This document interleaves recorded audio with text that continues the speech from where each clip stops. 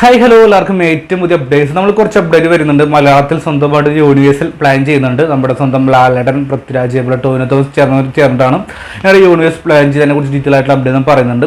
അപ്പോൾ ഇതിന് ആസിഫയുടെ ഏറ്റവും ചിത്രമായിട്ടുള്ള ആഭ്യന്തര കുറ്റവാളി എന്ന് പറയുന്നതിൻ്റെ ഫസ്റ്റ് പോസ്റ്റർ കുറച്ച് ദിവസം മുമ്പ് റിലീസ് ചെയ്തിരുന്നു.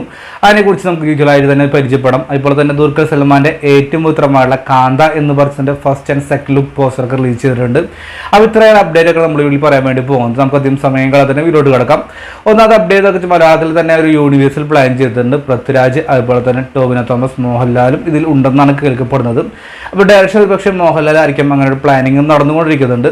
അപ്പോൾ തീർച്ചയായിട്ടും ഇത് എന്താ പറയുക വൈകിയാണെങ്കിൽ ഇങ്ങനെ സംഭവിക്കും എന്നൊക്കെയാണ് പ്ലാനിങ് ആയിട്ടുള്ളത്. വരും ദിവസങ്ങളിലൊക്കെ അതിനെക്കുറിച്ചുള്ള അപ്ഡേറ്റും കാര്യങ്ങളൊക്കെ പ്ലാൻ ചെയ്യുന്നുണ്ട്. മലയാളത്തിൽ തന്നെ ഒരു സൂപ്പർ ഹീറോ യൂണിവേഴ്സിലൊക്കെ ആയിരിക്കും ഒരു പക്ഷേ ഇങ്ങനെ ഒരു ഫിലിം വരാൻ വേണ്ടി പോകുന്നു കേൾക്കപ്പെടുന്നു.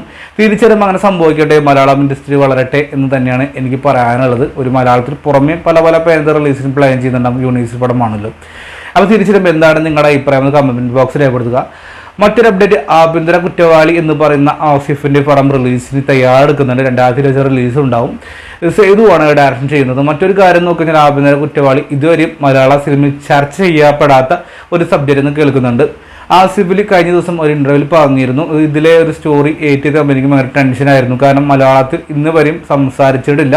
പുരുഷന്മാർക്ക് വേണ്ടിയിട്ടുള്ള ഒരു ഫിലിം തന്നെയായിരിക്കും ആഭ്യന്തര കുറ്റവാളി. കാരണം അതിൽ ചർച്ച ചെയ്യുന്ന ഒരു വിഷയം വളരെ പ്രധാനപ്പെട്ട ഒരു വിഷയം എന്ന് കേൾക്കപ്പെടുന്നുണ്ട്.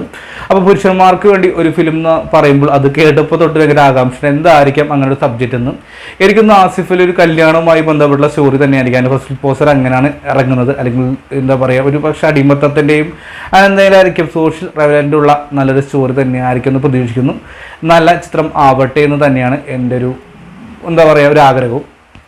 മറ്റൊരു അപ്ഡേറ്റ് നോക്കുന്നത് ദുൽഖർ സൽമാനെ തമിഴിൽ റിലീസ് ചെയ്യാൻ വേണ്ടി പോകുന്ന മൂവിയാണ് കാന്ത.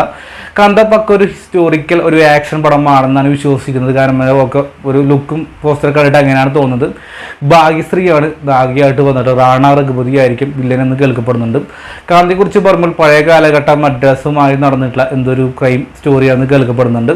ദുൽഖറിൻ്റെ 2 ഗെറ്റപ്പുള്ള ലുക്കും പരിപാടിയും കാര്യങ്ങളൊക്കെ പുറത്തുവിടുന്നു. സിഗരറ്റ് വലിച്ചും തോക്കും പിടിച്ച് നിൽക്കുന്ന ഭാഗങ്ങളൊക്കെയാണ് അത്യാവശ്യം നല്ല കൊള്ളാമായിരുന്നു. നമുക്ക് കാന്ത എന്തായാലും ഇവിടെ റിലീസിന് തയ്യാറെടുക്കുന്ന ഒരു ഫിലിം എന്നാണ് നമുക്ക് കേൾക്കപ്പെടുന്നത്. അപ്പോൾ തീർച്ചയായിട്ടും ഇത്രയൊരു അപ്ഡേറ്റ് ഒക്കെയാണ് വീട്ടിൽ പറയാനുള്ളൂ. അപ്പോൾ ഇതിൽ വീഡിയോ ഇഷ്ടപ്പെട്ട് കഴിഞ്ഞാൽ ഒന്ന് സപ്പോർട്ട് ചെയ്യണം. അതായിരിക്കും ബൈ.